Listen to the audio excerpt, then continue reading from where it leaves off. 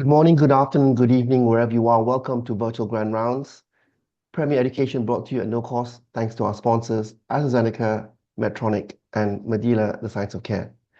This week is a great delight for us to start the surgical season with robotics, and I'm delighted to present Dr. Dania Nachira from the Catholic University of the Sacred Heart in Rome to talk to us about her experience with advances in robotic surgery for thymic tumors. Dania, over to you. Good morning, dear colleagues. It's a real great pleasure for me, and I'm honored to be here today. That's why I would like to thank again Professor Lim for his kind invitations. Before talking about the advances in robotic surgery in the treatment of thymic tumors, I think it's good to make just a very, very fast state of art about the advancement, the achievements of robotic surgery in the treatment of thymic tumors. Indeed, according to the most recent literatures, we can know that robotic surgery for the treatment of thymic tumors is comparable and an appropriate alternative as a standard technique and open technique like sternotomy. In fact, a very recent meta-analysis on 16 cohort studies involving more than 1,000 patients confirmed how robotic thymectomy is superior in terms of reduced operation blood loss, significant reduced postoperative drainage time and complications and hospitalizations. While comparing robotic thymectomy to standard VATS technique, recent meta-analysis show that in terms of main clinical outcomes, RATS thymectomy reduced the risk of conversion to open surgery by 66% compared to VATS lobectomy, with increased resection rates, decreased complications, and postoperative infection. While if we analyze the two techniques in terms of drainage volume or blood loss, they are mainly comparable in terms of, but these variables are very limited significance in terms of clinical relevance.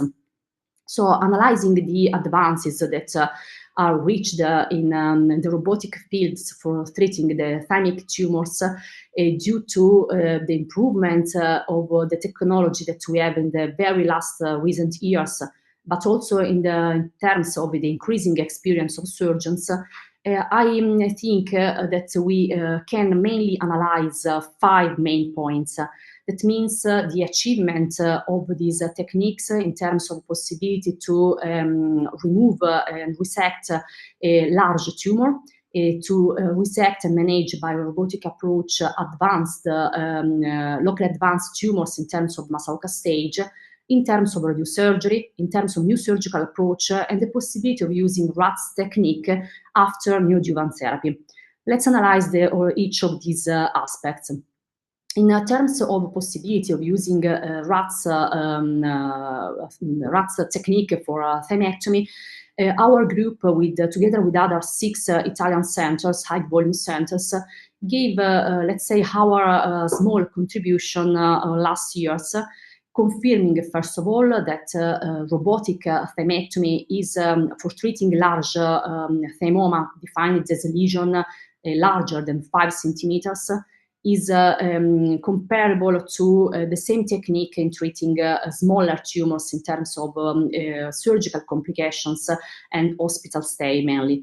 And then analyzing the group of large thymoma, a group of 191 patients, both technique, I mean robotic surgery and standard open technique, were compared using also propensity match score to balance the two groups due to the biases related to the retrospective inclusion criteria. And as you can see, both techniques were comparable in terms of postoperative surgical outcomes, while an increasing and reduced hospital stay and chest tube length was recorded in robotic techniques compared to open surgery. It is interesting to know that also myasthenic patients were treated in this series, showing that robotic technique is useful also for removing large lesions, large thymic tumors in myasthenic patients where an extended thymectomy is required. Evaluating also the oncological outcomes, we see that both techniques are comparable in terms of overall survival and disease-free survival, 5 years overall survival, disease-free survival, and evaluating the main predictive factor associated with disease-free survival and overall survival. Only adjuvant radiotherapy emerged at multivariable analysis as a predictive factor for disease-free survival. No factor affected overall survival, and mainly surgical approach didn't emerge as a factor. Therefore, in experienced centers, we can say that the VATS lobectomy seems to be as a safe and effective alternative to open surgery for treating large thymoma, also in myasthenic patients. Why tumor size is important? As you know, in the last edition of 9TNM edition, the T1 factor started to be divided into T1A and T1B according to the 5 centimeters cutoff. And this factor started to represent a prognostic factors in terms of oncological outcomes.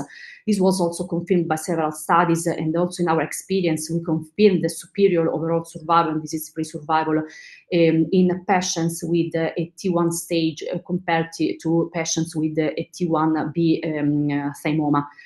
This aspect wouldn't discourage expert surgeons for treating large thymoma if radicality can be achieved through a minimally invasive approach, and in this case, a RATS approach. In these tables, for example, I would like to summarize the main evidences in robotic surgery in terms of treatment of large thymoma. As you can see, all the study, mainly single center or multi-center retrospective study, defined as large tumors larger than 5 centimeters. The only study by Sakowicz published this year that was conducted of an American National Cancer Database uses cutoff 6 centimeters. But all the studies showed a very high zero resection, over 90%, except the 80% of the Sakowicz study, a very low conversion rate to open surgery, very low measured complications, and median length of stay shorter than open surgery. In the study where oncological outcomes were evaluated, overall survival and disease-free survival were compared to open surgery, and in general, very high resection rate, radical resection was reached comparable to open surgery with satisfactory oncological outcomes. This mainly confirmed that robotic thymectomy is a feasible technique for treating and managing these kinds of tumors, achieving a zero resection rate comparable to open surgery, also in myasthenic patients with huge thymoma, with great perioperative advantages compared to open surgery and same oncological outcomes. Obviously, if you want the main key limitations of these studies are their retrospective designs with the heterogeneous inclusion of the patients, but mainly the limited long-term follow-up, because if we are talking about a very indolent tumor, 5 years of follow-up is very, very short for evaluating the real oncological outcomes of the technique.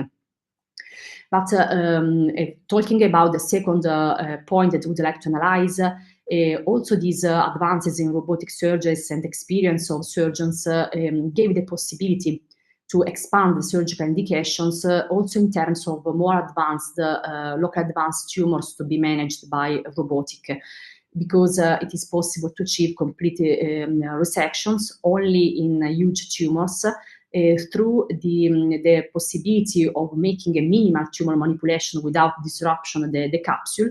And for achieving this aim, some authors proposed also modifications in the RATS approach, like the use of accessory subxiphoidal arm and port, or other intercostal incision. But in general, all these studies show that it is possible by robotic approach to perform a resection of thymic tumors involving a pericardium that can be resected and blocked with the lesion and reconstructed if necessary. Tumors with the pleural or lung involvement, lung can be also resected, obviously, or even tumors with the minor vascular invasions, like in the case of the innominate vein, that can be resected and reconstructed if necessary, by a robotic approach. Therefore, the only real contraindication till now to perform the thymectomy by robotic approach are major arteries or superior vena cava involvement by the tumor. This is just a picture taken from our experience to show how in this case a 6 centimeters tumor, so with the involvement of pericardium and phrenic nerve, it can be removed by this type approach. As you can see in the picture in the middle, a complete dissection of the left phrenic nerve that is completely skeletonized can be performed by the technique thanks to this magnification of the view. And as you can see in the last pictures, the removal of the pericardium with the, en bloc with the tumors that involve the structure. The robotic surgeries in the last years gave the possibility also to perform reduced surgery by this approach. The main indication for reduced surgery are in case of residual thymoma, or in case of recurrence of thymoma when zero resection wasn't achieved during previous surgery, but also in case of recurrent myasthenia gravis. In this field, Professor Rückert from Charité in Germany gave a great contribution with his experience in treating patients affected by myasthenia gravis or thymoma associated with this neurological pathology, concluding how in case of persistence of symptoms, myasthenic symptoms of recurrences 2 years after surgery, and after the assessment, radiologic assessment by thoracic CT or an MRI of residual thymic tumors, a thymectomy can be performed.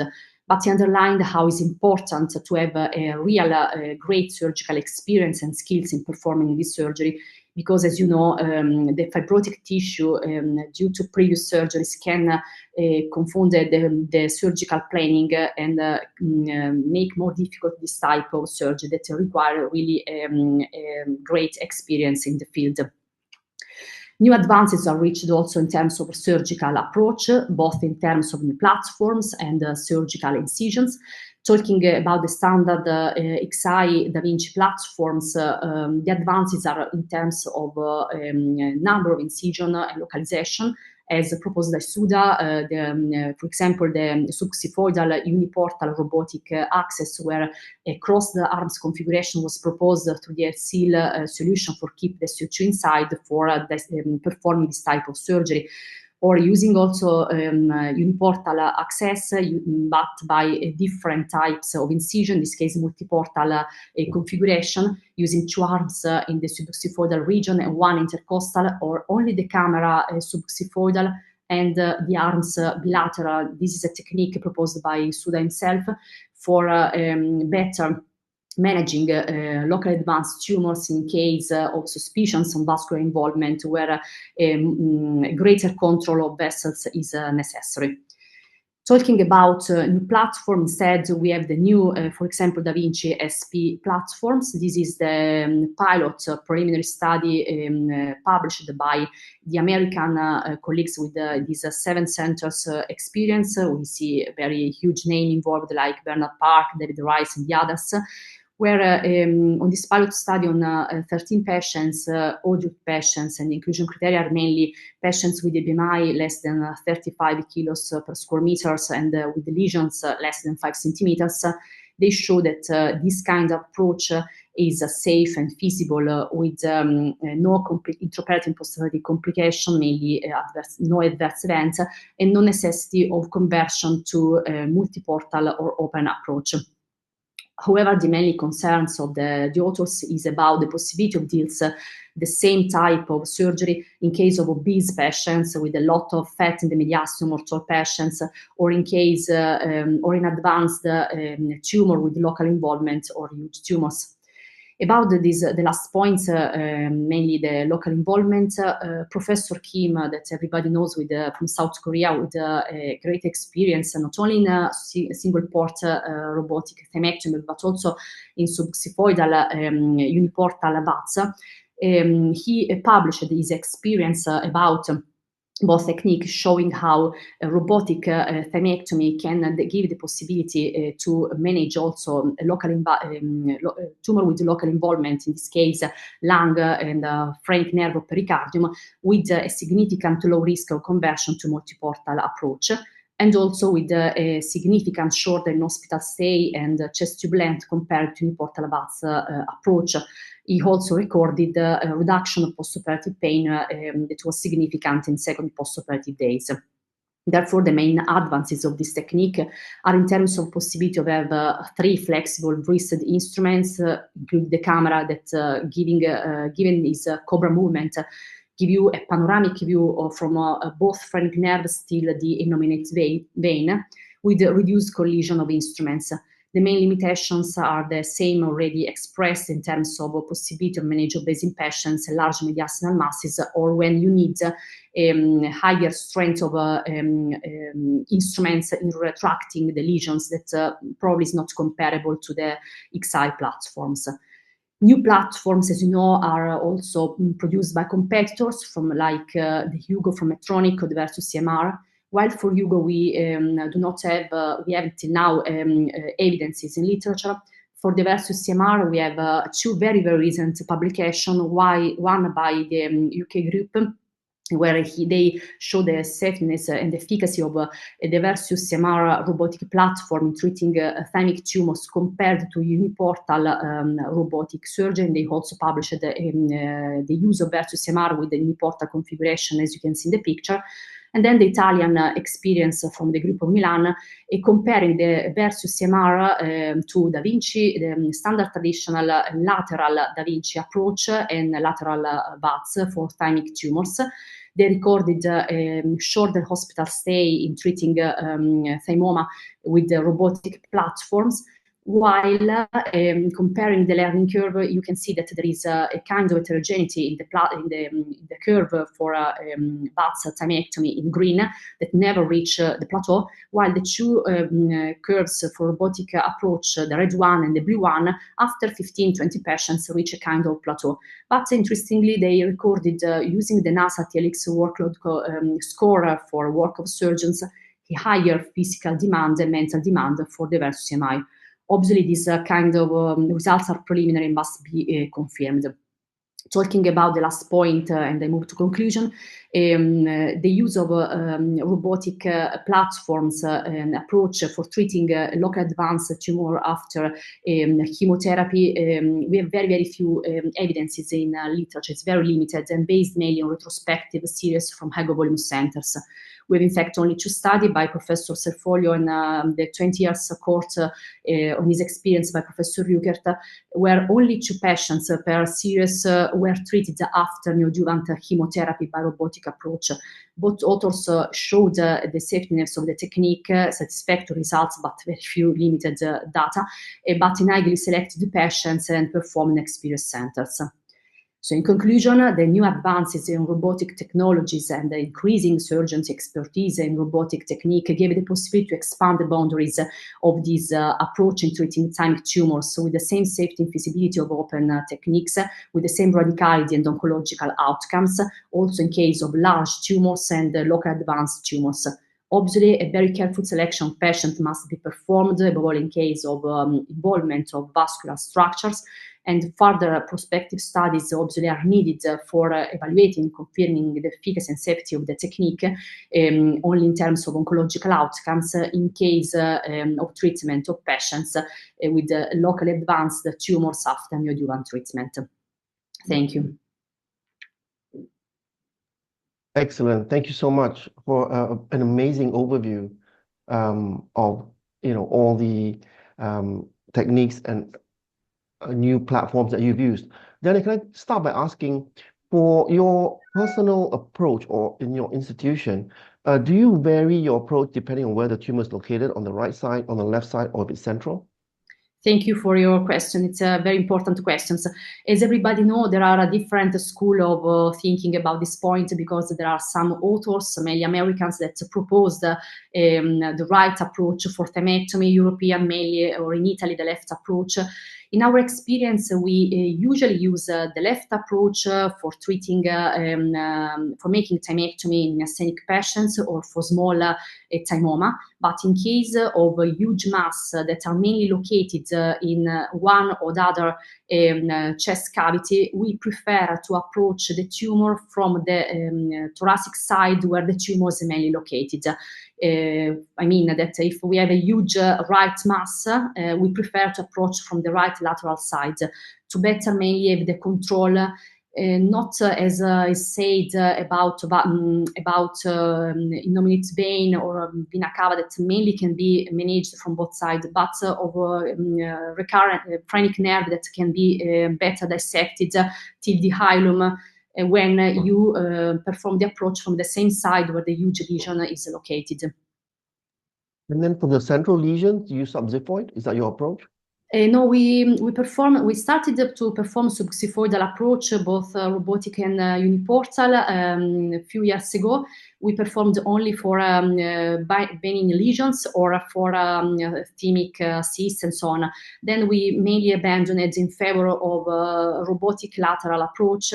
And now thymectomy are performed only robotic with the lateral approach, no more VATS, I mean.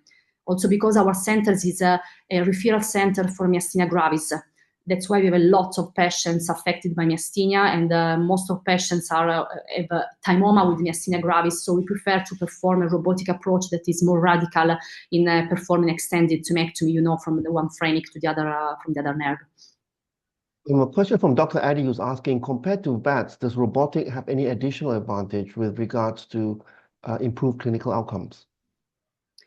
As beside my experience, as I told at the beginning, obviously, surgeon who has a great experience performing a VATS approach can reach, comparable outcomes to robotic, because I always think that each surgeon should perform the technique he mainly know where he's most confident with. But the literature evidences, and I showed also meta-analysis on the topic, confirmed in general a superiority of the robotic approach over VATS approach in terms of surgical outcomes and oncological outcomes in general. This is my opinion. Mr. Marchbank is asking, do you have any experience of thymic surgery after cardiac surgery? Yeah, we have experience because we have also huge centers of cardiac surgery, and we performed also some cases after sternotomy. After bypasses or after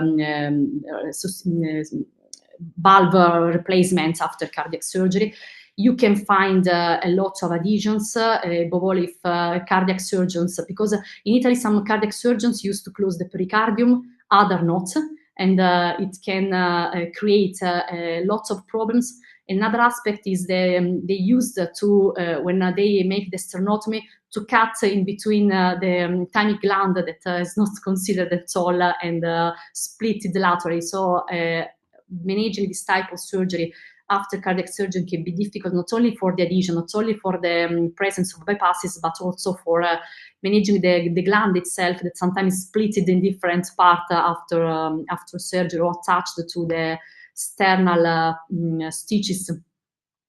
But and so what precautions or approach do you take after cardiac surgery? Robotic approaches lateral. And in this case, again, we see where the mass is located. If it is central or on the left side, we use left approach. If it is mainly located on the right side, we use the right RATS approach. Presumably the pericardium is open, right? So the heart is actually beating there. So then you have to avoid the adhesions on the heart, avoid the bypass grafts, avoid the bypass graft pedicle as well. So it's like a massive jigsaw. Fortunately, the case where the bypass was performed, we found the pericardium mainly closed over the bypass.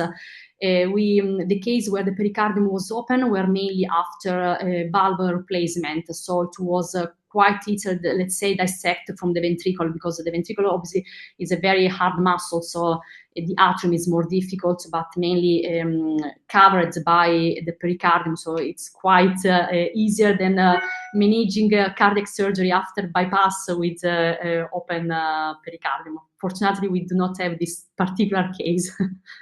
That's incredible. Dr. Mahmoud is asking, when you do a minimally invasive operation for a big mass, how do you actually get it out of the actual port, especially if you have a lateral approach? Because you know, subxiphoid is it's all skin. You can just pull out quite big masses. How about through the lateral approach? Thank you for the questions. In our experience that I showed at the beginning, we manage till 12, 13 centimeters mass by robotic approach, while we arrived to 18, 20 centimeters obviously by open surgery. In our centers, we only one time was required the subxiphoidal access, while another Italian centers among the 7 involved used the subxiphoidal access to remove the specimen, while we use usually to perform the third incision in robotic surgery in the very low, in the sixth or seventh intercostal space, quite parasternal. That's why in this space, the intercostal space is anterior and is quite wider. So we just needed to enlarge the skin incision for remove the thymic tumors, although it was very, very huge, to an endobag, obviously, without making a subxiphoidal access. I can tell you that enlarging the incision, if it is collocated in sixth intercostal space, you can remove. Sometimes you need just to spread a little bit the rib just during the removal, but the patient has no pain because the space is wide. Excellent. And can I ask, do you use CO2 routinely in your operations? Yes, we use CO2 during robotic surgery, but with quite low pressure, usually around 6, no more than 7 millimeter of Hg, and with volume around 10, 15, obviously less than in a general surgery. And then how about training? Do you have a training console? How do you actually teach the next generation of surgeons to do robotic thymic surgery like what you're doing now? We have yes, we have some wards in which we have double consoles, and we started with our residents to make first of all a training during a UR like a third assistant, so that they can see. First of all, it's mandatory to know how to move on the table, to place the arms, or how to manage an emergency in robotic surgery, and how to communicate with the surgeon in console. That is very, very fundamental.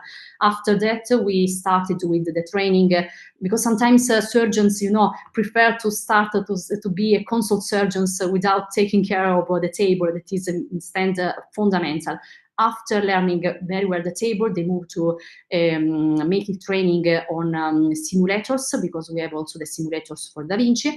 And then in the double console, where there is the expert surgeon that perform the most difficult steps, of the surgeries, but the assistant, the other surgeons in the console start to, let's say, detach the thymus, first of all, from the pericardium, start to find the left horn of the thymus, and then again, when the experience is increasing, to make the whole thymectomy. This is the kind of training that we make for teaching.